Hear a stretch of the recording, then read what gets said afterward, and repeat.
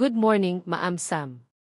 Pasensya po kung na-late ako. Kaagad akong napalingon nang marinig ko si ang isa sa mga crew kong nagsalita. Abala kami sa paghahanda ng mga i-display na cake. Malapit na rin kasi ang oras ng pagbubukas sa cake shop.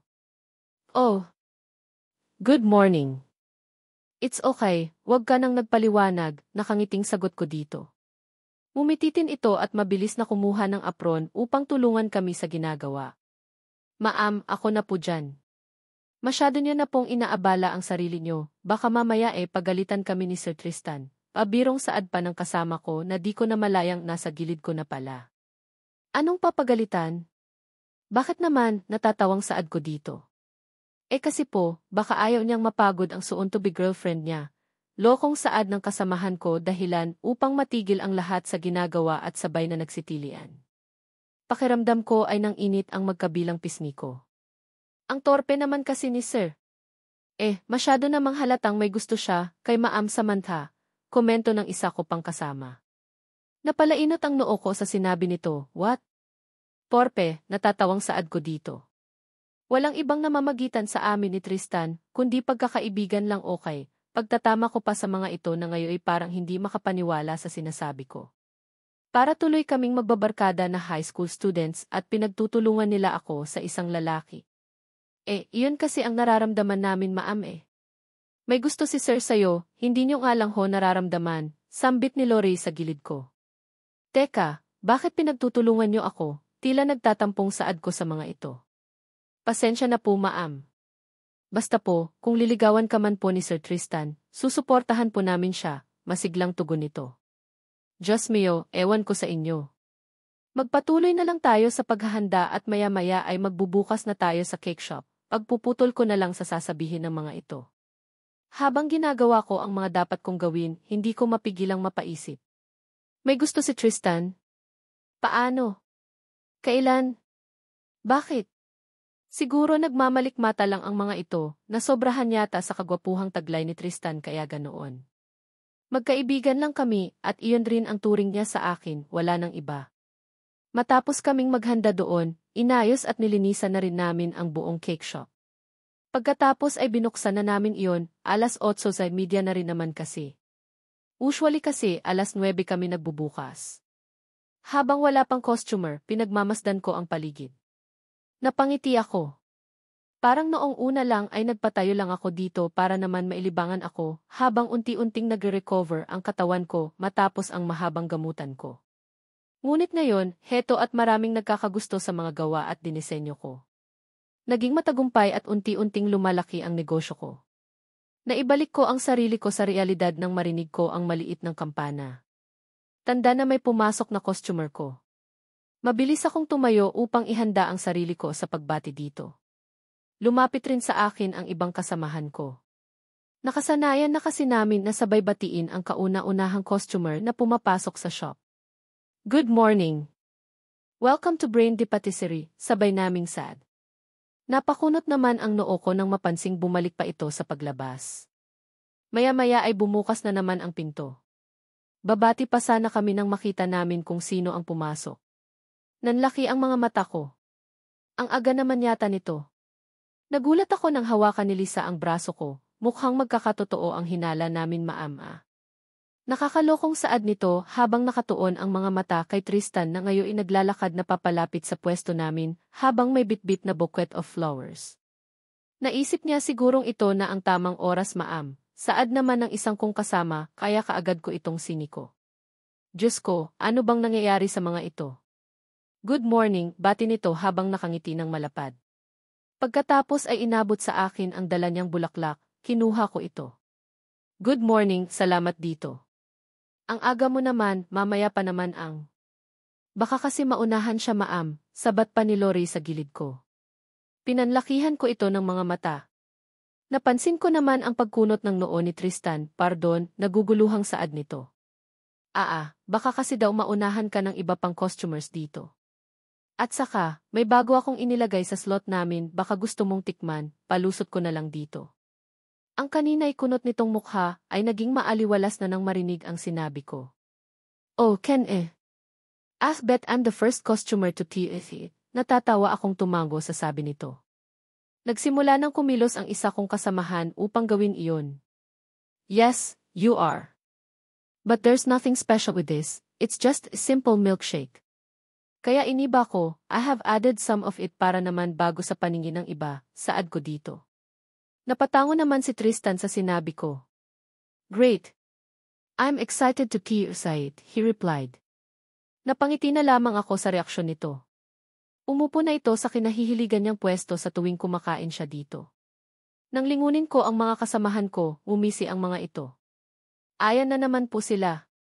Ano bang meron sa ginagawa namin? Ewan ko sa inyo, iling ko saad sa mga ito at tinulungan na lamang si Lori sa ginagawa. Bahala na sila sa kung anong gusto nilang isipin, wala naman talagang mali siya iyon sa amin eh. Nakasanayan na kumbaga. Napagdesisyonan naming maglagay ng milkshake sa cake shop na ito. Napansin kasi namin sa mga customer namin ang kaguduhan nilang magkaroon ng milkshake dito, kaya naghanap kami ng paraan para naman nagmukhang bago ang milkshake na ito kaya ito ang kinalabasan. Kung makakabisita man ako kina Tyrone at Brian, dadalhan ko talaga sila ng milkshake na gawa ko. Gusto kong matikman nila ito.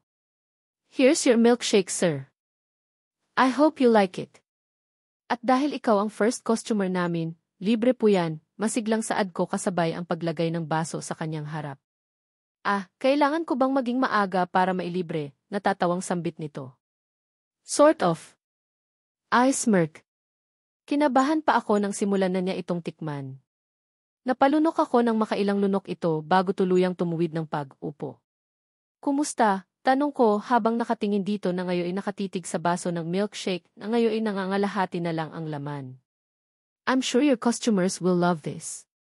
Great job, Sam, he complimented. I smiled at him. Thank you. We appreciate your kind words. A sincere smile was formed on his lips. You're welcome.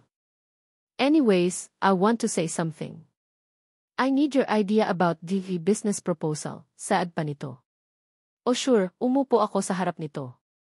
Kinuha ni Tristan ang telepono nito sa bulsa niya at may ipinakitang picture.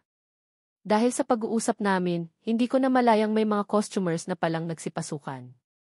Masyado ko yatang iniisip ang tulong na hinihingi niya. Maya-maya tumunog na naman ang maliit na kampana na nakasabit sa pinto ng shop. Mukhang seryoso pa naman si Tristan sa pakikinig sa mga suhestyon ko, kaya tatapusin ko na lang ito. Hindi pa naman ganoong marami ang mga bumibili. Yay! I want mocha cake, Daddy. Sure, baby. Good morning, sir. Welcome to Brindley Patisserie. May I take your order, sir? Just 3 slices of mocha cake, please. Where is Tita Samantha po? Oh, hi little boy. Andoon si Tita Samantha, she's just having a small discussion with her friend. Tita Samantha. Abala pa ako sa pakikipag-usap kay Tristan nang maramdaman ko ang isang maliit na kamay na humawak sa kaliwang braso ko. Napasinghap ako sa gulat at kaagad na nilingon ito. Bahagyang nanlaki ang mga mata ko nang makita ko ang anak ko sa gilid ko at halatang masayang makita ako. Baby! Hello, masayang bati ko dito. Nagulat pa ako nang yakapin ako nito. Ang sarap sa pakiramdam na yakapin ka ng sarili kong anak. Hippo. Thank you po for being with me kahapon po while Daddy is not around, masayang sambit nito sa akin. Inayos ko ang iilang hibla ng mahahabang buhok nito na tumatakip sa mukha niya. You're always welcome. I smiled. Naputol ang pagyayakapan namin nang umubo si Tristan na nasa harap ko. Sabay kaming napatingin sa kanya. Oh, is that the way, I'd like you to meet Divay friend. This is Divay friend Tristan, pagpapakilala ko. Lumapit naman ang anak ko dito. Hippo, Divay name is Luque Madrigal, buong siglang sambit nito. Nice to meet you little boy, said Tristan. Come on, son. I have many things to do, napatigil ako nang marinig ko ang boses niya sa likod ko. Tumayo kaagad ako at hinarap si Tyrone na ngayon ibakas ang pagkainis sa mukha. Nakasuot pa ito ng pantulog at halatang bagong gising pa. Tyrone, ikaw pala, mahinang saad ko dito. Inis ako nitong tiningnan pagkatapos ay inirapan lang ako.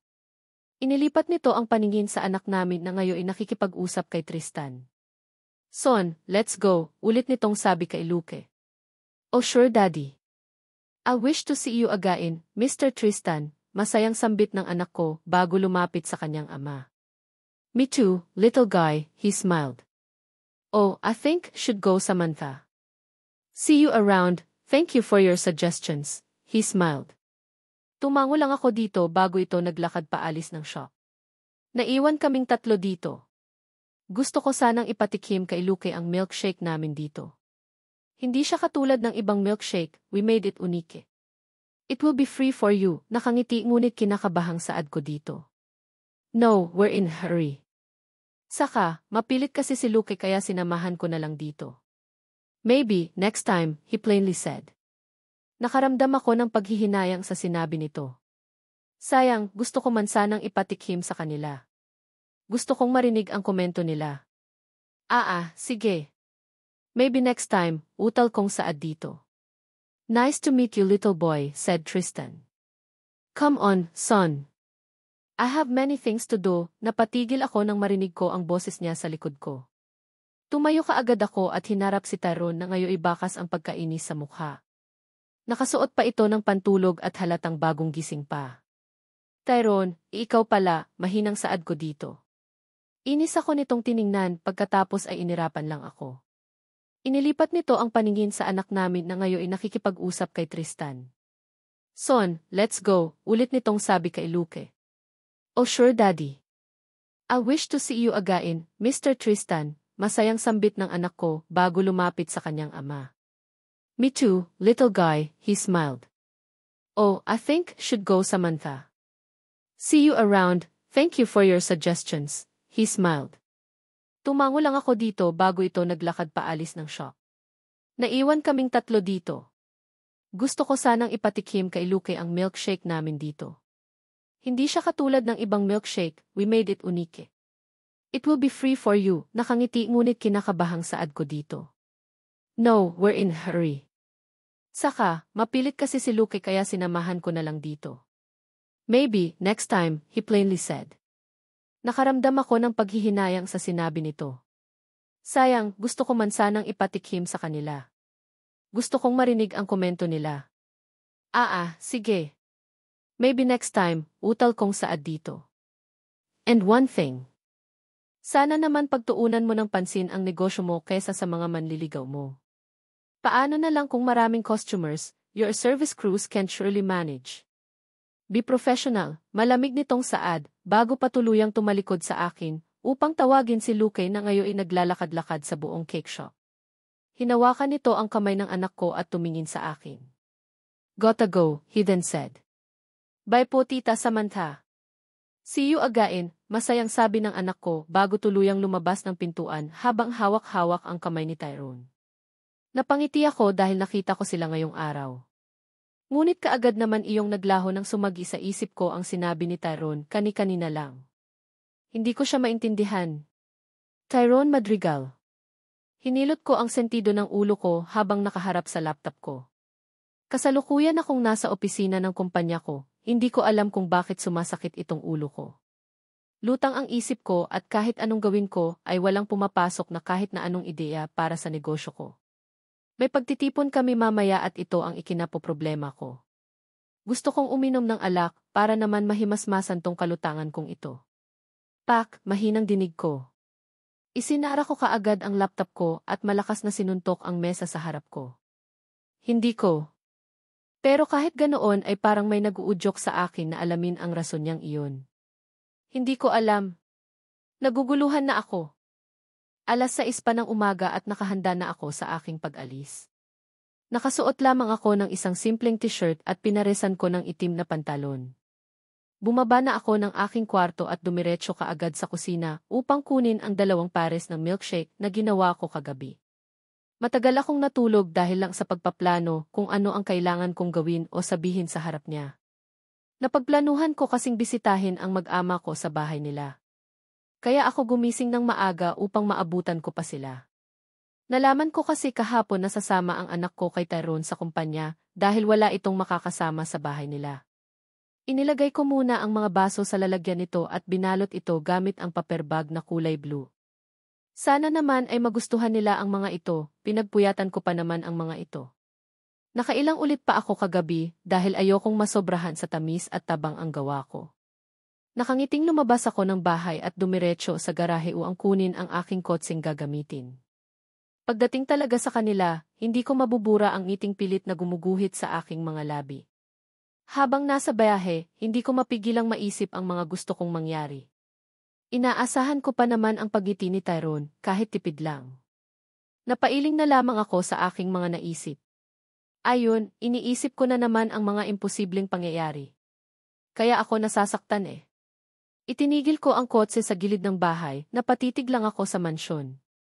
Ang tahimik, kung di ko lang siguro alam na may nakatira dito malamang ay masasabi kong haunted house ito. Hindi muna ako lumabas ng kotse. Panay ang pagsulyap ko sa relos ko pagkatapos ay lilipat naman sa bahay. Alas 6:30 pa kasi, kaya maghihintay na lang ako dito hanggang sa makalabas sila bago ko ibibigay itong dala ko. 3 beses akong napahikab habang binabantayan ang pagbukas ng gate. Isinandal ko ang aking ulo sa upuan nang maramdaman ko ang pagbigat ng aking mga talukap. Inaantok na naman ako, nakalimutan ko kasing uminom ng kape kanina sa kondo. Isang malakas na alarm na nanggagaling sa aking telepono ang nagpagising sa akin. Nang tingnan ko ito, palihim akong napamura nang makitang alas 7:20 na pala ng umaga. Kaagad kong inilipat ang aking paningin sa labas ng kotse, nagsimula nang sumikat ang araw. Ngunit sarado pa rin ang gate ng bahay. Napabuntong hininga ako, inayos ko muna ang aking sarili at pinunasan ang aking mukha, mukhang napasarap ang aking pagtulog at hindi ko namalayan ang oras. Nababasa na ang papel ng milkshake na nasa tabi ko, malamig kasi ito nang dalhin ko kanina. Sayang naman ang lalagyan, ako pa naman ang naghirap na pumili niyan para sa kanila. Kinuha ko ito at binuksan ang pinto ng aking sasakyan. Bahala na kung anong isipin nila, baka kasi makatulog na naman ako sa kotse kung doon lang ako maghihintay.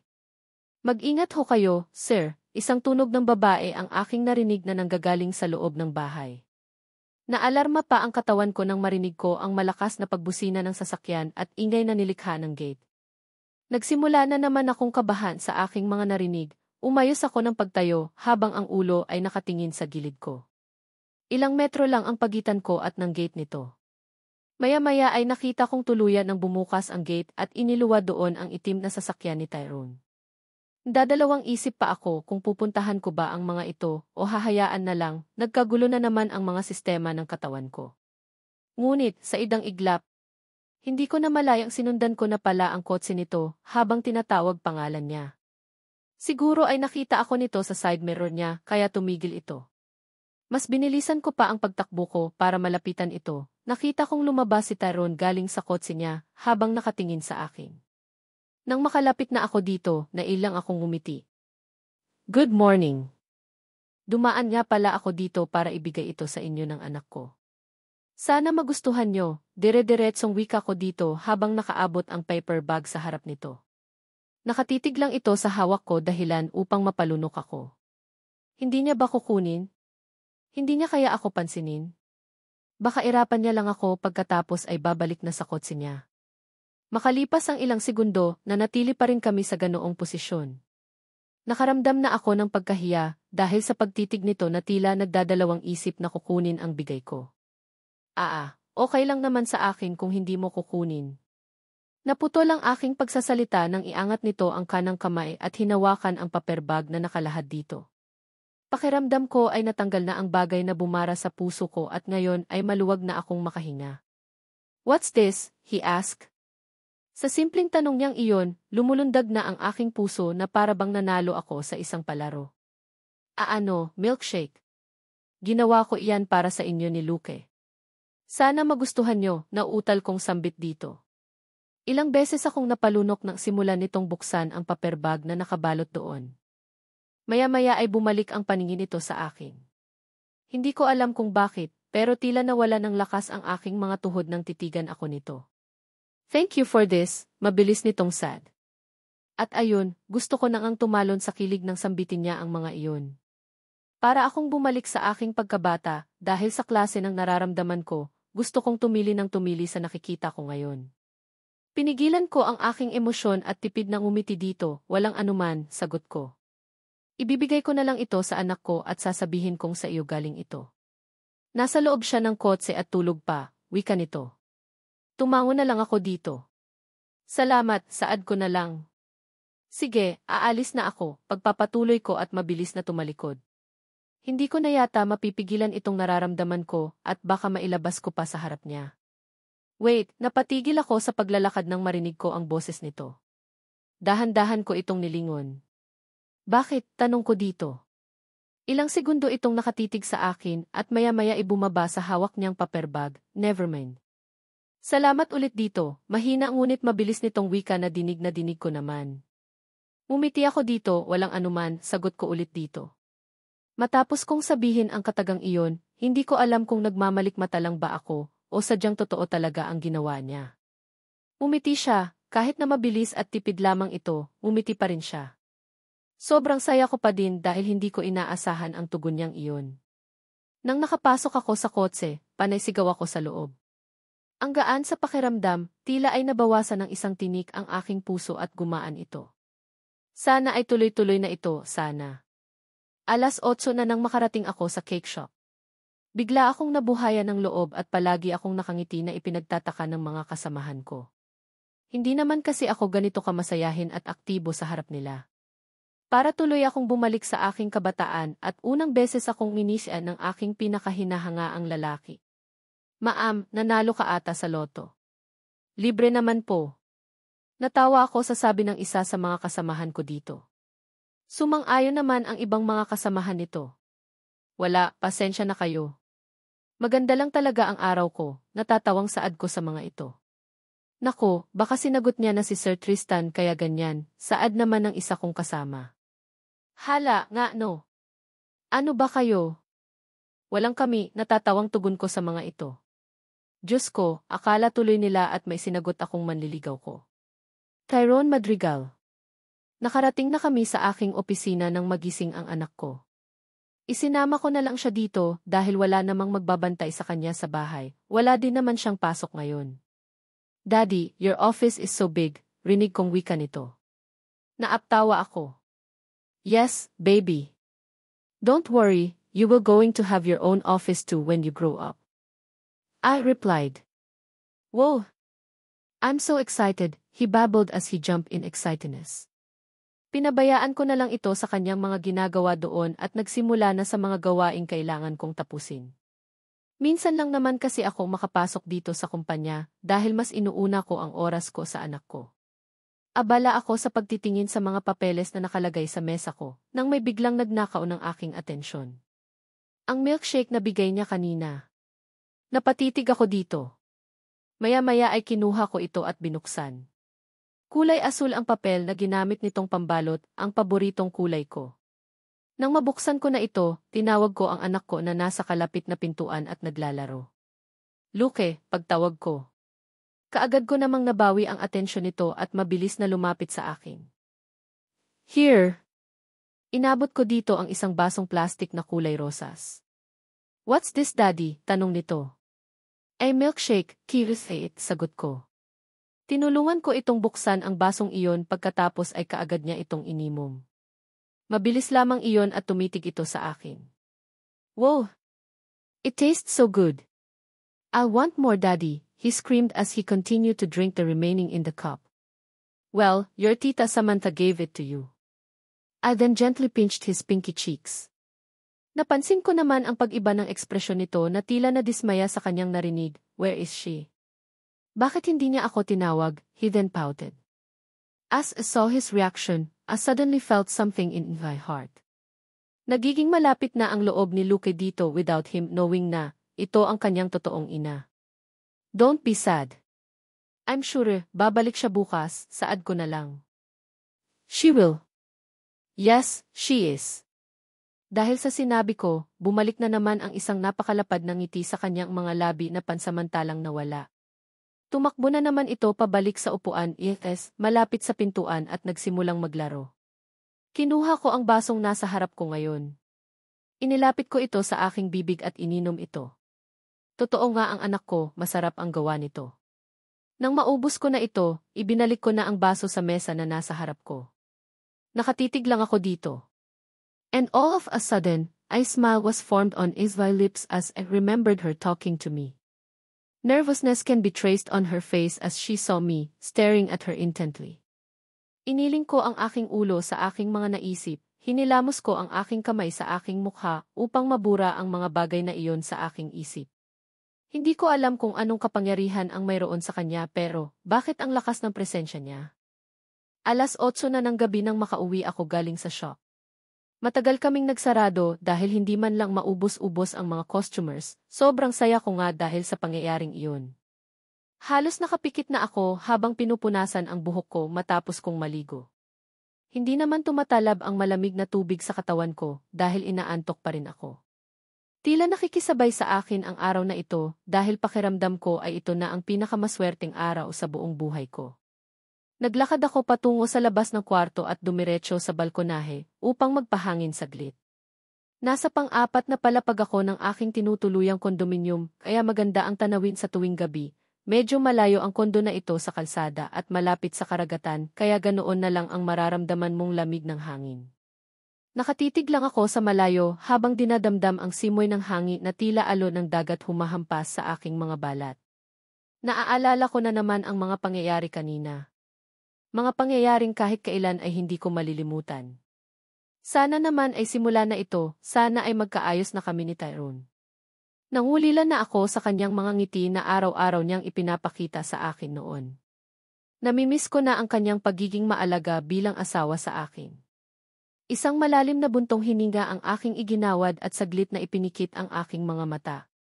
Makalipas ang ilang segundo ay bumalik na ako sa aking kwarto upang magpahinga. Hindi naman ako nahirapang patuyuin ang aking buhok dahil maikli na ito hindi tulad noon. Kasalukuyan akong nakahiga sa aking kama habang nakatitig sa kisam, and there, I suddenly remembered. Tyrone's birthday is coming. Naalala ko noong nakatira pa kami sa iisang bahay. Isang simpleng regalo lang ang ibinigay ko sa kanya dahil ayaw naman nito ng pagtitipon. Gusto niyang iselebrar ang kaarawan niya, kasama ang mga mahal niya sa buhay, iyon lang sapat na. Bago dunating ang araw na iyon, sana naman ay magkaayos na kami. Kahit hindi katulad noon, basta't mapatawad niya lang ako. Ang ganda siguro kung sorpresahin ko siya, tapos ay imbitahin ko ang mga kaibigan niya at ang kanyang mga magulang at kaanak. Ang sarap siguro sa pakiramdam makita ulit ang totoong ngiti nito, yung tipong aabot hanggang mata. Sa gitna ng aking pagtitig sa itaas, naramdaman ko na ang pamimigat ng talukap sa aking mga mata. Sinunod ko naman ang aking nararamdamang antok, kaya ipinikit ko na ang mga ito ng tuluyan. Nasa gitna na ako ng aking pagtulog nang marinig ko ang pagtunog ng aking telepono. Hinayaan ko muna itong tumunog saglit at makaraan ang 3 segundo. Iminulat ko na ang aking mga mata pagkatapos ay inabot iyon na nasa gilid ko. Walang tingin-tinging sinagot ko ito. Hello, mabilis kong wika. Ilang segundo ang makalipas at wala pa ring nagsalita sa kabilang linya. Hello, isang malalim ang aking narinig. Ayon na naman ang aking puso, nagsimula na namang kabahan. Hindi ko inaasahan ang muling pagtawag nito. Ikaw pala, Tyrone, mahinang sabi ko. Pasensya na kung medyo natagalan ang pagsagot ko, nakatulog kasi ako, dagdag ko pa. It's fine. Anyways, I'd like to thank you for giving those milkshakes. It's delicious, he simply replied. Lumundag sa saya ang aking puso at pakiramdam ko ay may kumukuryente sa katawan ko dahil sa mararamdaman ko, walang amuman. Gusto ko lang talaga kayong bigyan nahihiyang sagot ko. Nga pala, anong sadya mo, tanong ko na lang upang mabasag ang namumuong katahimikan. Napatawag ako kasi gusto kang makausap ng anak ko, sagot nito. Sige ba? Kung pupwede sa iyo, namamag-asang sambit ko. Hindi ako nito sinagot, bagkus, nakarinig ako ng tunog galing sa kabilang linya. Nakarinig ako ng pagbukas-sara ng pintuan at tumatakbong mga paa. Come here, son, mahinang saad nito. Oh, is that Tita already? I then heard the baby's little voice. Maya-maya ay tuluyan ko nang narinig ang boses ng anak ko. Hi, Tita Sam. I heard the son bubbly said. Hi, Luke. I happily replied. Napangiti ako sa aking mga narinig. Bakit hindi niyo po ako ginising kanina? I want to see you po, he said. Sa boses pa lang nito, malalaman mong nakanguso pa ito habang nagsasalita. Natawa ako sa naisip. Oh, I'm sorry. Natulog ka kasi and we don't want to disturb your sleep so binigay ko na lang sa daddy mo. I replied. Exan, okay. Apology accepted, pasigaw nitong Saad. Kahit bata pa itong si Luke, alam kong may mabuting puso ito paglaki niya. Hindi siya nagtatanim ng sama ng loob at mapagpatawad siyang bata. How wish, tatawagan niya ako ulit. Hindi sa tawag na tita Samantha kundi sa tawag na mommy. Thank you, baby. Promise not to do it again, sad ko dito. Yehey. Tita, I want your milkshake. Can have it again po? Yes, sure you can. Really? Yehey. You heard it daddy right. We can have those milkshakes again. Masayang saad nito habang kinakausap ang kanyang ama. Thank you, Tita Sam. You're such a good woman, natawa ako sa sinabi nito. You're always welcome, baby, I loved. I can also teach you how to make delicious milkshake if you want to, tea. I suggested. Is that for real? Of course me and my daddy really wanted to, he bubbly replied. Just loved. Hearing Isvaison's voice, full of excitement. Seeing him happy because of me, that's all I ever wanted. Pagkatapos ng pag-uusap naming iyon, kinuha na ni Tyrone ang telepono nito galing sa anak namin dahil kailangan na daw nitong matulog. Hello? Still there, said Tyrone. Yes, I'm still here, kaagad ko namang sagot. If you don't mind, you can come here tomorrow if you're not busy. Son would be glad, if that's so we can ito. Can I ask? Sure, everything for Son, he then said. Tumayo ako galing sa akin pag-upo sa kama at naglakad-lakad sa buong kwarto habang kinakausap ito sa telepono. Hindi mabura-bura sa aking mga labi ang ngiti na kahit pigilan ko pa'y ayaw pa ring mawala. Naabot ng halos kalahating oras ang aming pag-uusap. Hindi ko alam kung paano, pero naglaho na parang bula ang pagod at antok na aking nararamdaman nang makausap ko siya. Tila isa akong high school student na kinakausap ng crush ko at hindi man lang mawala-wala itong ngiti sa labi ko dahil sa kilig. Natawa ako sa naisip. Sa gitna ng aming pag-uusap, narinig ko ang sandali nitong paghikab. Inaantok na siya. Tyrone, inaantok ka na. Matulog ka na, suhestyon ko dito. How about you? Pabalik nitong tanong sa akin. Hindi pa. Matulog ka na, saad ko. All right. Good night. Simpleng saad nito. Sa simpleng pagbati niya ay masaya na ako. Heto na naman ang malapad na ngiting gumuhit sa aking mga labi. Sige, good night, nauutal kong saad. Pagkatapos noon ay tinapos ko na ang tawag at marahang inilagay ang telepono sa gilid ng aking kama at humiga na sa kama upang matulog. Kasalukuyan akong nagmamaneho patungo sa bahay ni Tyrone.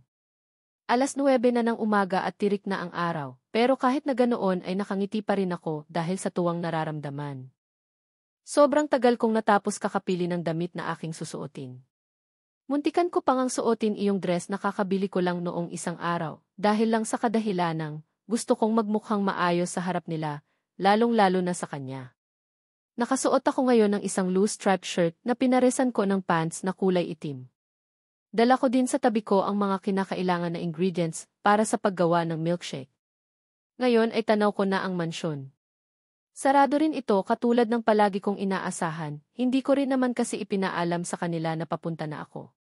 Inihinto ko ang kotse ko sa tapat ng bahay at mabilis na lumabas ng kotse habang bitbit ang mga dala ko. Lumapit ako sa timbre at pinindot ito. Sandali lang Paul, rinig kong sigaw ng isang babae na ngayon ay tumatakbo patungo sa saradong gate. Nang tuluyan na nitong mabuksan ang gate ay binati ako nito, kaya't binati ko rin ito pabalik. Hindi ko ito kilala, siguro ibaguhan ito dito. Nang makapasok na ako ng bahay nila, nakita ko ang anak kong nakaupo sa upuan ng sala habang nanonood ng telebisyon kasama si Tyrone. Maya-maya ay napansin ako nito at mabilis na tumakbo papalapit sa akin. Nagulat pa ako nang yakapin ako nito ng mahigpit. Gusto kong maiyak sa saya ngunit pinigilan ko ito. Good morning. I greeted Jinwai-san. Good morning rin po tita, he replied. Tuluyan na itong kumala sa yakap at dumako sa mga supot na dala ko. Is this? Umiti ako dito at marahang tumango, yes. I bear out. Upon hearing the answer, he then screamed loudly while jumping. Napaawang pa ng bahagya ang mga labi ko nang makita kong naglakad papalapit sa akin si Tyrone na nakatingin sa akin. Ninisan ko ito, good morning, na utal kong wika dito. Tipid at mabilis lamang itong umiti, morning, he replied. Naglakad ito sa akin at kinuha ang mga dala kong supot. I'll just put this stuff in the kitchen. You can sit there, he uttered as he starts walking. Tumango naman ako, kahit na di ko siya makita ay tumango pa rin ako. Come here, tita, nagulat ako nang bigla-bigla akong hinila ng anak ko papunta sa isang couch at pinaupo. Look, tita. I'm playing a game, do you want me to teach you? He said in excitement. Natawa ako dito at marahang ginulo ang buhok niya. I don't actually like playing Android games, baby, mahinang sambit ko dito. What a life. Daddy don't like playing these games, and also you, hindi makapaniwalang saad nito sa akin, habang sapo-sapo ang noo nito. Palihim akong natawa habang hinahagod ang buhok nito, I'm so sorry. Did you know that playing Android games can cause eye discomfort? You should minimize yourself from playing that, paalala ko dito. What? Pero, bakit po hindi ko naman ni-feel, reklamo nito. May feel mo lang naman yan kapag big boy ka na, sagot ko dito. Sandaling napigilan anak ko sa narinig. F for real, he said in horror. Habang kinakausap ko ang anak ko, ramdam ko ang isang pares ng matang nakatitig sa akin. Pakiramdam ko ay hindi ako komportable dahil dito. Pilit ko naman itong hinanap ngunit nabigo ako. Makalipas ang ilang segundong kakasulyap ko, tuluyan ko nang nahuli ang taong nakamasid sa akin. Pasimple akong napalunok nang maramdaman ko ang pagbilis ng pagtibok ng aking puso. Sandali lamang iyon dahil kaagad naman itong nag-iwas ng tingin. Bakit siya nakatingin sa akin? Baka ayaw niya ako dito sa bahay? Baka ayaw niya akong dumikit sa anak ko? Malalim akong napahinga at ibinalik ang aking atensyon kay Luke na ngayon ay kinakausap ako. Tita, I'm super excited to watch you making that delicious milkshake, said ni Luke. I'm excited to teach you too, masayang sagot ko dito. Napatigil na lang kami sa pag-uusap nang marinig namin ang pag-ubo ni Tyrone sa likuran namin. Nang lingunin namin ito ay nakapamiwang ito. I have already prepared the things in the kitchen, he announced. Yay! I'm so excited, Tivai's son babbled and stormed out to the kitchen. Salamat! Hindi ko na malayang nasabi ko pala. For what? Sa pagbibigay sa akin ng pagkakataon na makasama ang anak ko, inilagay ko ang aking mga kamay sa likuran ko at pasimple itong kinukurot upang maiwasan ang hiyang nararamdaman. I saw him shook his head. No, it's nothing, he replied. Pagkatapos ng pag-uusap naming iyon ay tumalikod na ito at naglakad patungong kusina. Napatungo naman ako, maya-maya ay sumunod na dito. Naabutan ko silang hinahalungkat ang mga kagamitan doon. Ang ganda lang nilang tingnan. Tita, I really cannot wait. Please let's start, my son exclaimed. Napailing ako habang naglalakad papalapit dito. Yes, but before that you should wash your hands first, wika ko.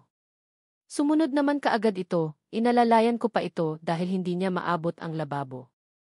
Nang matapos ay bumalik na kami sa malapad na mesa. Umupo naman si Tyrone sa gilid ni Luke. Kinuha ko ang blender. Sinimulan ko nang buksan ang mga lalagyan ng gatas at ang nabili kong vanilla-flavored ice cream. Nang mailagay ko na ang mga ito sa blender, pinindot ko na ang switch. Oh! It looks so yummy. Luke commented. We can add strawberry if you want. No, kaagad kong napatay ang blender dahil sa sabay na pagsagot ng dalawa. And there, naalala ko. Ayaw pala ni Tyrone sa strawberry, pero hindi ko naman inaakalang nagmana pala ang anak namin dito. Oh, sorry, paumanhin ko at nagpatuloy sa aking ginagawa. Madali lang naman akong natapos sa aking ginagawa. Kinakabahan ako dahil baka hindi nila magustuhan ang gawa ko. Nagsimula na akong nagsali nito sa isang Irish coffee mug at ibinigay ito sa anak ko. Ang isa naman ay kay Tyrone. Umupo ako sa upuan katabi ang anak ko, pinanood ko lang sila na ngayoy masayang inlinom ang gawa ko. You're the best, tita. Luke complimented. Thank you, baby, masayang sagot ko dito at pinunasan ang ilang gatas na kumalat sa gilid ng labi niya. Nang matapos na ito ay inilagay nito ang baso sa mesa. Kinuha ko ang isang piraso ng tissue at tinupi ito upang ipunas sa mukha at mga kamay ng anak ko. Masaya na ako sa ganito, nakakasama ko ang anak ko, nag-uusap-usap na kami ni Tyrone, masaya na ako. Tinulungan ko itong bumaba sa upuan, tumakbo kaagad ito patungong sala, kaya naiwan kaming dalawa ni Tyrone dito. Ubos na rin pala ang sa kanya, masarap ba?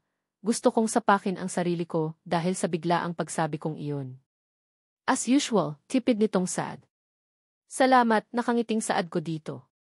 Tumayo ito galing sa upuan, kaya sinimulan ko ng kunin ang mga baso at ibang pangkagamitan. Ako na, napatigil ako nang hawakan nito ang basong nais ko sanang ligpitin. Hindi ako na, iling-iling kong sambit dito. Bisita kita, kaya ako na. Ako ang gumawa ng ininom nyo, kaya ako na. Dahil sa argumentong naganap, nasagi sa kamay nito ang kutsarang gamit-gamit nito kanina.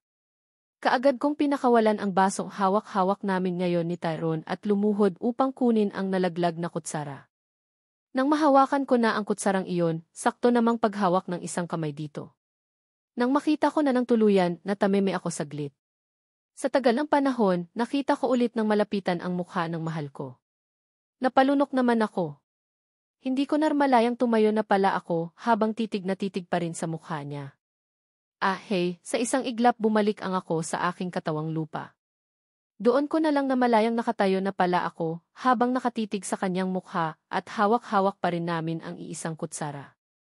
Kaagad akong nag-iwas ng tingin at mabilis na hinila ang kutsara galing sa kamay nito. Nagmamadali akong kinuha ang mga baso sa mesa at patakbong naglakad upang ilagay iyon sa lababo at para makapagsimulang maghugas.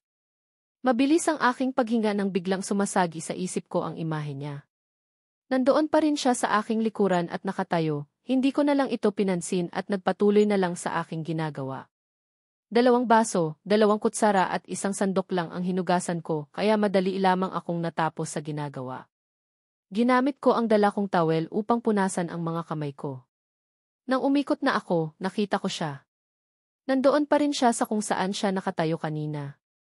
Imbes na titigan ko pa ito, lumapit ako sa malapad na mesa at pinunasan ito gamit ang pamunas. Stop that. I can call Yaya. Hindi na. Okay lang ako, sagot ko kaagad dito. Nagsimula na ang di pagkakomportable ko dito. Nga pala.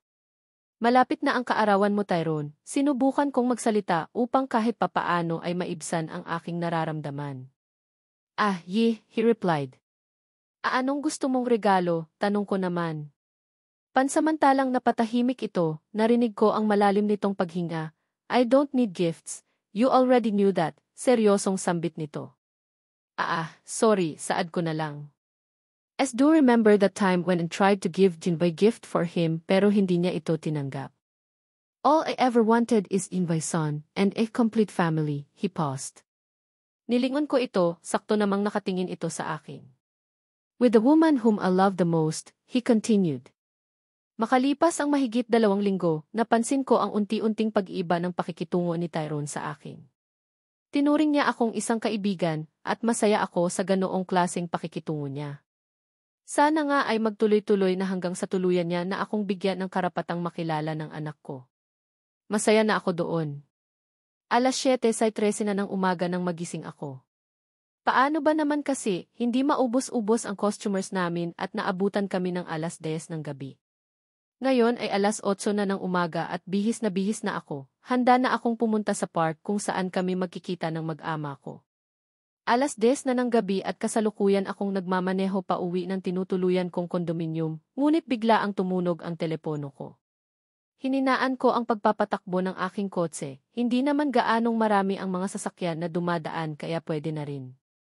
Ang kanina'y pagod na aking nararamdaman, bigla ang naglaho at napalitan ng tuwa nang makita ko pangalan ng tumatawag.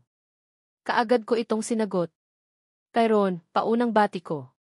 Hey, did disturb you? He suddenly asked. No, wala naman akong ginagawa. I answered. Great, he said. And there, naghari na naman ang nakakabinging katahimikan. Wala naman akong masasabi, gusto ko siyang tanungin kung bakit siya tumawag pero hindi ko kaya. Nasaan si Luke? Hindi ko na malayang na itanong ko pala dito. He is already asleep. May activity kasi kanina sa school nila, sabi ng teacher niya, kaya pagod siyang umuwi, nakatulog nga siya kaagad pagsakay niya sa kotse, pagkukwento nito na ikinatutuwa ko. I can imagine how Tyrone takes care of his baby while he is sleeping. He must be so adorable to watch. I commented. Indeed. Pagkatapos noon, namayani na naman ang nakakabinging katahimikan. Panaisulyap pa ako sa cellular phone ko upang masiguro kung hindi niya pa ba tinapos ang tawag. Anyways, Divison wants to go in the park tomorrow at gusto niyang kasama ka. Hindi nga lang ako nakatawag kaagad dahil nakatulog naman ito, pagbasag nito sa namumuong katahimikan. Napangiti naman ako sa narinig, sige ba? What time? Natutuwa ako ngunit hindi ko pinapahalata ito kay Tyrone at baka mainis ito. 10 in the morning, is it okay? Sagot naman ito.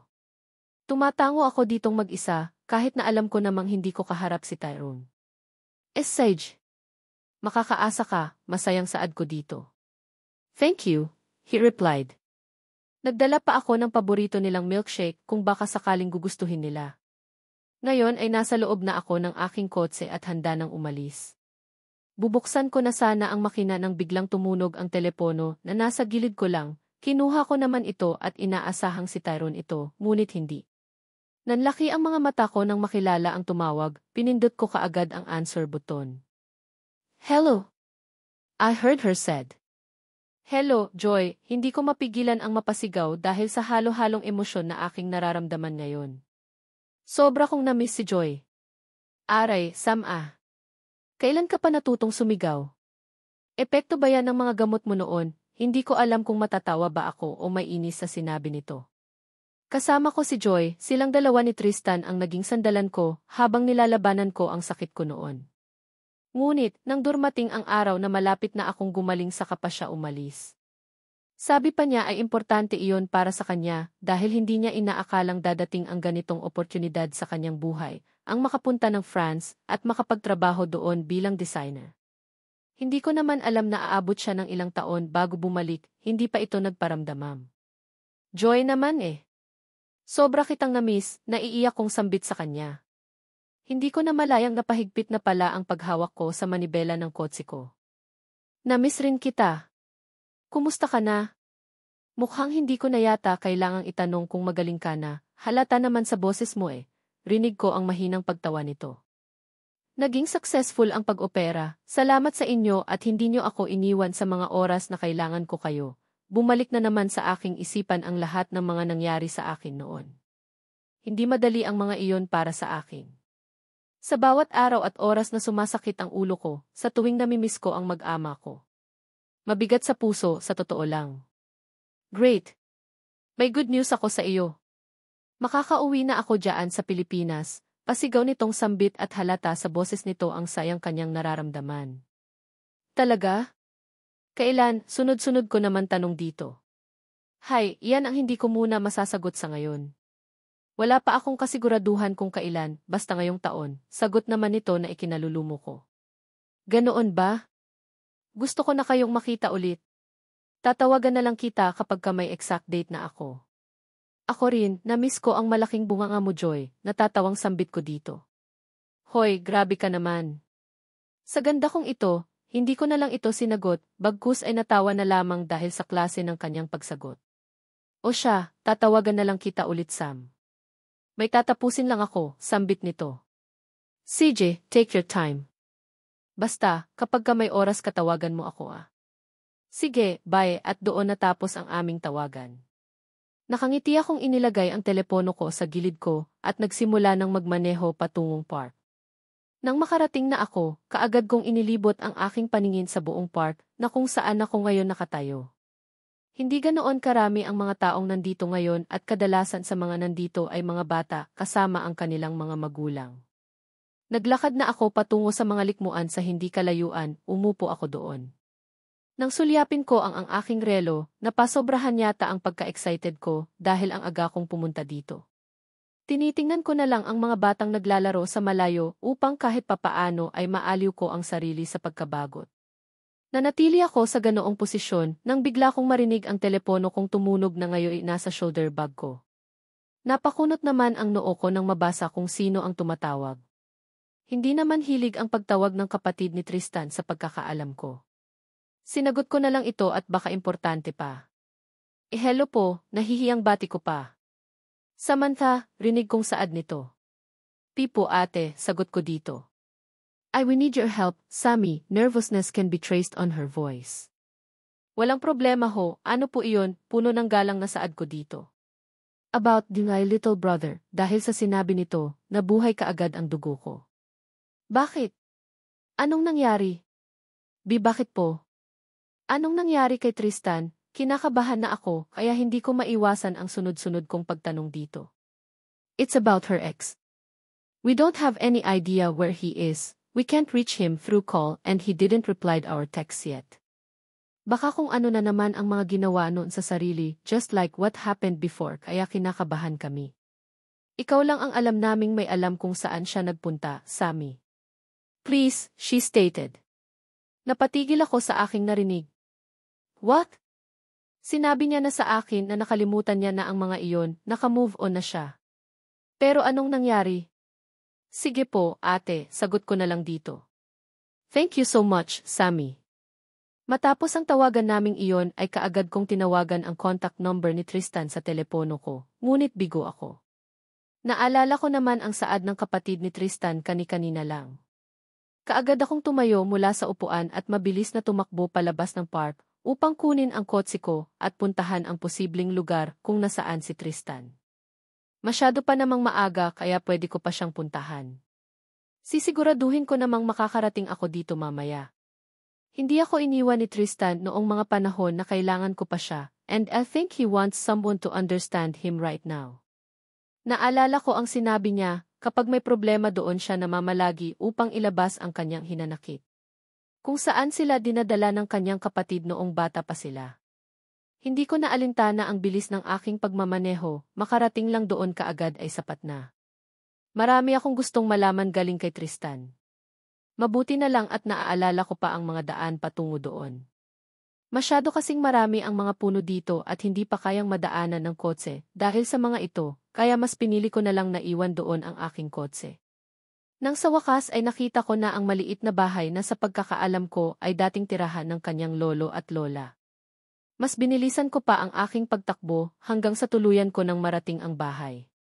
Napansin ko maitim na Yamaha sport bike na nasa gilid nito. Lumapit ako sa pinto ng bahay at 3 beses itong kinatok, ngunit wala akong narinig na kahit anong ingay. Nang sinubukan ko itong buksan, doon ko na malayang hindi niya pala ito nilok. Medyo bastos man, pero pumasok na ako sa bahay at hinanap kaagad si Tristan. Madilim ang loob ng bahay. Akalain kong wala talagang tao dito kung hindi ko lang nakita iyong motor niya kanina. Kahit anong pagtawag ko ay wala talaga akong marinig na pagsagot. Aalis na sana ako dahil baka ay naglakad-lakad lang iyon, ngunit nakarinig ako ng pagbagsak at pagkabasag ng isang bagay na nanggagaling sa itaas na bahagi ng bahay. Imbes na magulat sa narinig, tumakbo ako ng mabilis patungo sa kwartong iyon. Anong ginagawa niya? 2 lang ang kwarto dito kaya isa-isa kong binuksan ang mga ito. Nang buksan ko ang panghuling pinto, bumungad sa akin ang nakayukong si Tristan habang nakaupo sa paanan ng kama at nakahawak ng isang bote ng alak. What are you doing here? Mahinang sambit nito habang nanatili pa rin sa ganoong posisyon. Tristan, anong problema? Marahan at kalmadong tanong ko dito. Nakatayo pa rin ako sa pintuan habang hawak ang pinto. You don't need to know, he answered as he continued drinking. Tristan naman. Who are you anyway? Napahinga ako ng malalim dahil sa tanong dito. Lasing na nga talaga ito. Lumapit ako sa nakayukong imahe nito at kaagad na kinuha ang bote ng alak na hawak nito. Hindi naman ito nagreklamo bagkus ay nanatili lamang itong nakayuko. Para akong nawala ng dila sa aking nakita. Hindi ko magawang magsalita, naubusan ako ng salita nang makita ko ang mahinang pagyugyog ng mga balikat nito, senyales ng pagliyak niya. Tristan ni. Mahinang wika ko dito. Hindi ito nagsalita. Pakiramdam ko tuloy ay hangin lang ako at hindi niya ako nakikita. Hindi kasi ako sanay na ganito siya sa akin. Tumawag ang kapatid mo sa akin at nagpatulong sila sa akin na hanapin ka, pagkukwento ko na lang dito. Baka kasi, magtaka pa ito kung bakit nandito ako. You made them worried, Tristan. Ramdam ko ang pag-aalala ng kapatid mo sa iyo. I added, but still he didn't answer no response. Tell them, I'm fine, pabulong nitong sagot. Napahinga ako ng maluwag. Kampante na ako na sinagot ako nito. Umupo ako sa gilid ng inuupuan nitong kama. Alam kong tungkol na naman ito sa kanya, hindi ko ito tiningnan. Nakatuon lang ang atensyon ko sa harap at nilaro-laro ang aking mga daliri. Akala ko ba wala na sa iyo ang mga leon? Sinabi mo nga sa akin, di ba, may himig na pagkadismaya ang aking pagkasabi ng mga katagang iyon. You don't know a thing, Samantha, he said in a low tone. Madiin akong napapikit sa sagot nito, I know, but I can help you. Naputol kaagad ang mga sinasabi ko nang tapunan ako nito ng isang masamang tingin. Don't need your packing help. Please leave, madiin nitong sambit dahilan upang mapasinghap ako. Tristan, please naman oh. Samantha, nagmamakaawa din ako sa iyo. I don't need your help, he shouted in anger. Hindi ako aalis dito hanggat hindi ka titino. Matulog ka muna upang mahimasmasan ka naman dyan sa kalasingan mo, paglatapos ay mag-usap tayo. I'm not drunk. You're not my mother so please. So gusto mong tatawagan ko pa ang mommy mo para lang makinig ka, kaagad kong sagot dito. No, he answered. So follow me instead. Para rin naman ito sa iyo tila nakakatandang kapatid kong sambit nito na pinagsasabihan siya. Tumayo na ako galing sa higaan at lumapit sa isang di kalakihang water dispenser at nagsalin doon ng tubig upang inumin ni Tristan. Nang matapos ay bumalik kaagad ako sa pwesto ko kanina at lumapit sa kanya. Inilapit ko ang baso ng tubig dito at akmang papainumin ng inis niya itong tinabig. Napasinghap ako sa ingay na gawa ng nabasag na baso sa harap namin. Ano ba, samantal dagdag ka lang sa problema, Cole, napatigil ako sa pagsigaw nito. Hindi ako nakasagot, bagkus ay nakatitig lang ako sa galit nitong mukha. Namumula na ang kanyang mga mata at bumabakat na rin ang mga ugat sa kanyang liig, galit na nga siya. Pakiramdam ko ay pinunit ang aking puso at pinagtatapakan dahil sa sakit. Bakit ba siya nagagalit? Gusto ko lang naman siyang tulungan, alam ko namang kailangan niya ng makakasama at taong iintindi sa kanya sa mga oras na ito. Nanginginig ang mga labi ko at nang iinit ang mga sulok ng aking mga mata. Ang sakit lang kasi. Sa tagal ng aming pagsasama, hindi ko pa siya nakitang ganito sa akin. Napalunok ako nang maramdaman ko ang pagtulo ng isang butil ng aking luha. Napansin ko ang paglambot ng ekspresyon ng mukha nito. Mabilis akong nag-iwas ng tingin at pinunasan ang aking mga luha. Nakaramdam ako ng hiya sa mga sinabi niya, pakiramdam ko tuloy ay wala lang ako sa kanya. Pasensya na sa inakto ko kanina. Ginagawa ko lang naman kasi ito kasi naging parte ka na rin ng buhay ko. Nangako ako na hindi ako aalis sa tabi mo lalong-lalo na kapag kailangan mo ng sandalan. May himig na pagtatampo ang aking boses. Wala akong marinig na kahit anong pagsagot nito, kahit ingay ay wala akong marinig, tanging mabilis na paghinga ko lang. Aalis na ako. Pagkatapos kong sabihin ang mga katagang iyon ay kaagad na akong tumayo galing sa kama at naglakad papalapit sa pintuan. Nakatayo lang ako doon at hinintay na pigilan niya ako, hindi ko naman kasi talaga kayang iwan ito dito. Kitang-kita at halatang-halata sa mukha niya na sobrang lasing na siya. Makalipas ng 5 segundo ay napagdesisyonan ko nang umalis na lang. Nakalabas na ako ng kwarto, nang tuluyan ko nang maisarado ang pinto, nagpakawala ako ng isang napakalalim na hininga. Maybe he wants to be alone.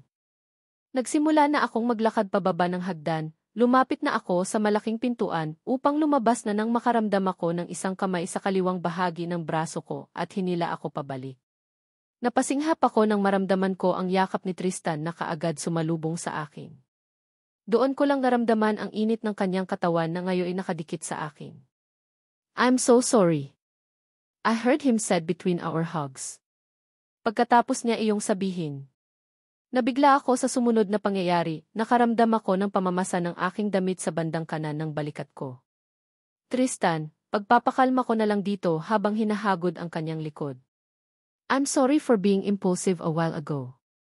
Hindi ko sinasadya, just forget what I've said, he added. Ile, it's okay. I understand. I answered. Marahan akong kumala sa mga yakap nito. And there, I saw those pair of eyes staring at me helplessly. Those crystals rushing down on his cheeks is making my heart melt. I landed my hand onto his cheek and gently wiped his tears. Please don't see it. I pleaded. It hurts. It fucking hurts like hell, he whispered. Really? I asked. She's getting married.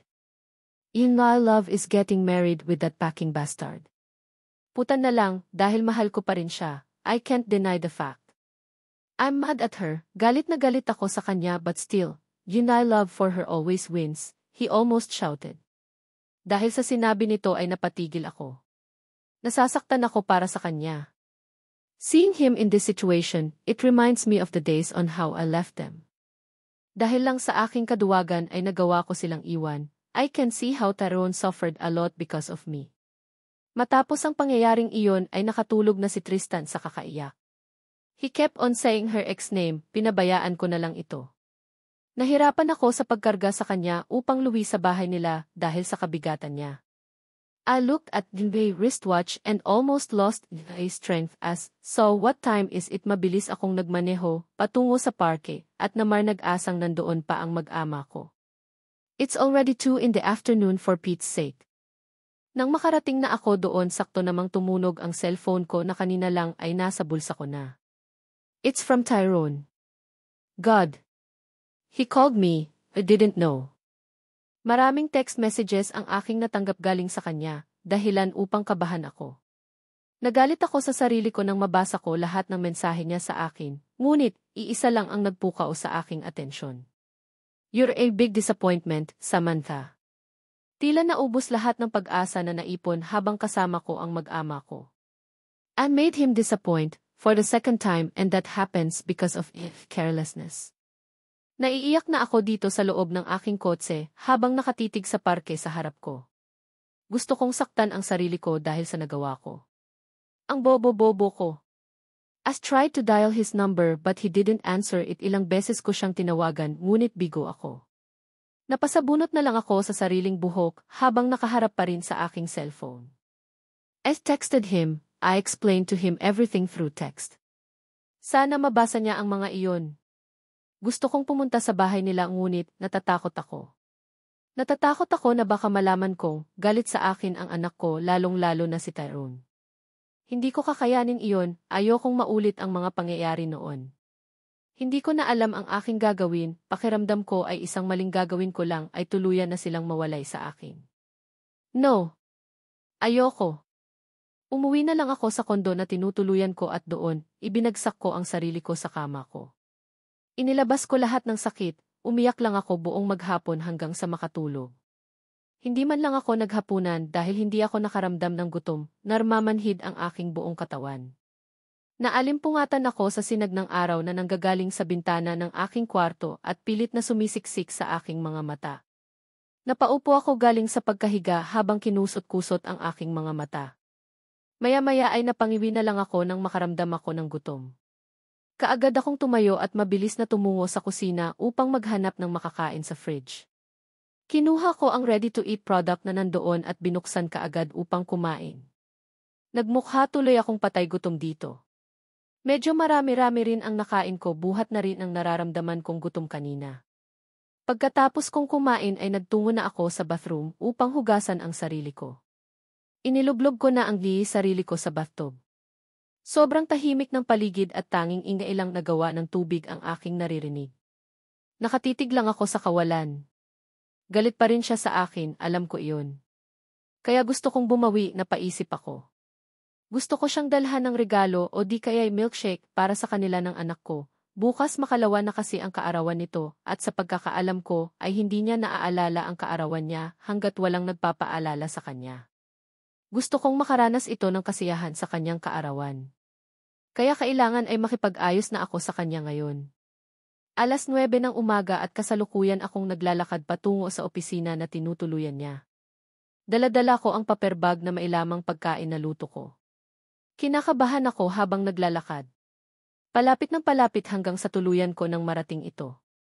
Hindi ko alam pero pakiramdam ko ay may nagpupumigil sa akin na katukin at buksan ang pintong iyon. Pero isinantabi ko na lang ang mga pagdadalawang isip kong leon at kinatok ang pinto ng 3 beses. Makalipas ang ilang segundo ay hindi pa rin ito bumukas o di kaya isumenyas man lang na maaari ko nang buksan. Nanatili lamang ako sa ganoong posisyon hanggang sa makarinig ako ng bagay na nahulog. Nanggagaling ang ingay na iyon sa loob ng opisina ni Tyrone. Nangangati na talaga ang buong sistema ko at nais ko nang gawin ang gusto ko. Wala namang tao dito sa lugar na ito kaya bubuksan ko na. Wala naman akong masamang intensyon sa kanya. Mahina kong pinihit ang doorknob ng pinto at sinilip ang loob. Walang tao, walang katao-tao at naiwan pang nakabukas ang laptop sa table. Pumasok ako sa loob at sinarado ang pinto. Habang inoobserbahan ko ang buong paligid may nakita akong kurbata sa sahig. Alam kong kay Tyrone ito. Kinuha ko na lang ito at ibinalik sa mesa. Naglakad na ako at tumungo sa isa pang pintuan ng opisina. Sa pagkaalala ko, dito siya nagpapahinga. Sa bawat hakbang na iginawad ko, palapit na ako ng palapit. May kakaibang ingay akong naririnig sa loob. Hindi ko masyadong marinig, ngunit sigurado akong nandoon siya. Pinihit ko na ang seradura ng pinto at binuksan ang pinto na sana ay hindi ko na lang ginawa. Napatigil ako at tila napako ako sa aking kinatatayuan. Nanlamig ang buong katawan ko at tila nawalan ako ng lakas at maya-maya'y matutumba na ako. He is sitting on a small couch while the woman was kept on kissing him while sitting on his lap. Tyrone was topless and looks like he know they enjoyed what they are doing. Sa bawat paghaplos na ginagawa niya sa babae ay siyang ungol namang lumalabas sa kanyang bibig. Naluluha na ako. Hindi ko alam kung anong tamang reaksyon ang gagawin ko, magagalit ba ako, masasaktan o kung ano. Wala naman talaga akong karapatan sa kanya at dahil iyon sa akin. Dahil sa panghihina ko, hindi ko na namalayang nabitawan ko na pala ang dala kong paper bag dahilan upang lumikha ito ng ingay na ikinatitigil nila. Kitang-kita ko ang gulat ng babae na kasalukuyang nasa ibabaw nito samantalang si Tyrone ay walang reaksyon, tila ikanalinis niya pa na makita ako dito at distorbo ako sa kanila. Mabilis na bumaba ang babae galing sa mga hita nito at inayos ang sarili, naglakad ito papaalis at nilampasan ako. Ngayon ay naiwan kaming dalawa sa loob ng silid. Hindi kaagad ako nakapag-react sa mga pangyayari. What are you doing here? Tila nababagot nitong tanong sa akin. Kaagad kong pinunasan ang mga luhang kanina pa pala nagsunahan sa aking mga mata. Sobrang sakit, pakiramdam ko ay naloko ako. Dumaan ako dito para sana ibigay ito sa iyo. Pipatawad kung hindi ako nakarating kakahapon, believe in me. Pumunta ako, kaso may kailangan tulong ko. Pumunta ka lang ba dito para lang dyan? He said plainly while fixing his long sleeves. Gusto kong humingi ng tawad. Packing nonsense, keep it, he cutted the words. Hindi ka agad ako nakaimik. Galit siya, galit na galit. Tyrone T. Just leave this goddamn office and don't you dare tearside to show up your packing face. He shouted angrily as he forcefully pulled the things in front of him that made me flinch. Tyro. I said, leave, he shouted. Nanginginig na ang aking mga labi dahil naiiyak na ako. Ilang beses pa akong napalunok habang nakatitig sa galit na galit nitong mukha. Sorry. Hiwan ko na lang ang mga ito dito, ako ang nagluto niyan, halos mawalan na ako ng boses dahil sa takot at lungkot. Galit itong tumayo galing sa upuan at tumalikod sa akin na tila may iniisip. Doon ako nakakuha ng tiyempo upang ilabas lahat ng namumuong luha sa aking mga mata. Advance happy birthday nga pala, pinilit kong maging matatag makapagsalita ng maayos dito. Hindi niya ako sinagot, kaya't napangiti na lang ako ng malungkot. Sige, aalis na ako, sambit ko na lang at mabilis na tumakbo papalabas sa kwartong iyon. Wala na halos akong makita dahil sa dami ng luha sa aking mga mata. Hindi ko na alintana ang mga matang nakamasid sa akin. Ang sakit sa puso, pakiramdam ko ay pinapatay na ako.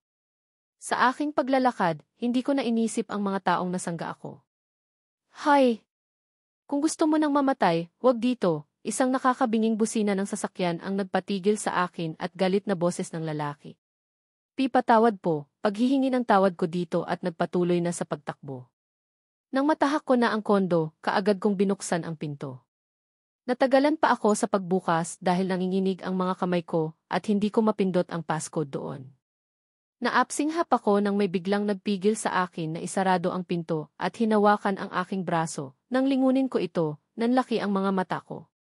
Nakatitig lamang ito sa akin, puno ng pawis ang mukha nito at mabilis ang kanyang paghinga na tila tumakbo ito ng ilang kilometro.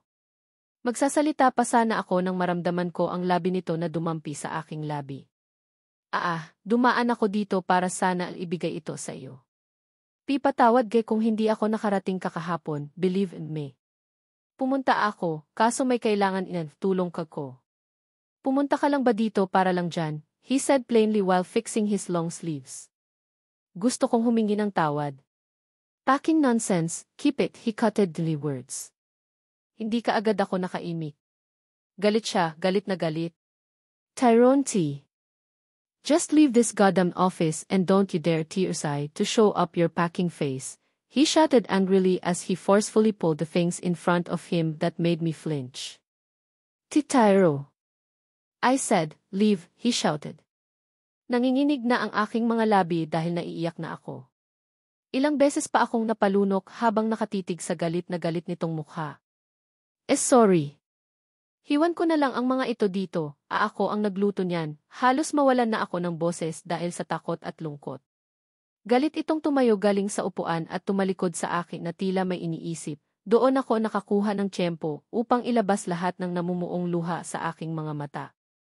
Advance happy birthday nga pala, pinilit kong maging matatag makapagsalita ng maayos dito. Hindi niya ako sinagot, kaya't napangiti na lang ako ng malungkot. Sige, aalis na ako, sambit ko na lang at mabilis na tumakbo papalabas sa kwartong iyon. Wala na halos akong makita dahil sa dami ng luha sa aking mga mata.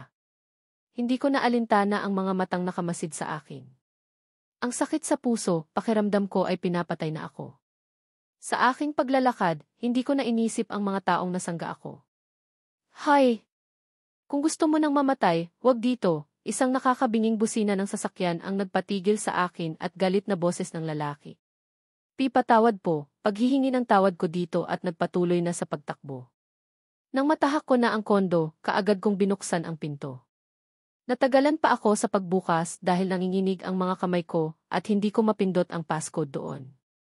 Naapsinghap ako nang may biglang nagpigil sa akin na isarado ang pinto at hinawakan ang aking braso. Nang lingunin ko ito, nanlaki ang mga mata ko. Nakatitig lamang ito sa akin, puno ng pawis ang mukha nito at mabilis ang kanyang paghinga na tila tumakbo ito ng ilang kilometro. Magsasalita pa sana ako nang maramdaman ko ang labi nito na dumampi sa aking labi. Mapagtanto niyang mahal niya pa rin ako. Sobrang dami ang pumapasok sa isip ko ngunit lahat ng iyon ay nagiba. Naiiyak na ako dito at nawawalan na ng lakas. Ang lakas lang ng epekto ng mga sinasabi niya sa akin. Minahal mo ba ako? Hindi ko na malayang tanong ko. Gusto kong bawiin ang mga sinasabi ko dahil ayokong marinig ang posibleng magiging sagot niya. I saw him smirk, yes, he did, dahil sa sagot nito ay tila nabuhayan ako ng loob. But, those were the times where I am still dumb. Napatigil ang aking paghinga nang sabihin niya ang mga katagang iyon. Mas pipiliin ko na lang siguro ang masaktan ng pisikalan kesa dito, pakiramdam ko ay pinunit ang aking puso. Ano ang gusto niyang iparating? Na mali na minahal niya ako noon. Pati ako ay naiinis na rin sa aking sarili dahil sa mga kusang lumalabas sa aking bibig na alam kong ikakasakit din naman ng aking damdamin. For loving you, he directly concluded. And you heard that, he took all the chances and stormed out of the room.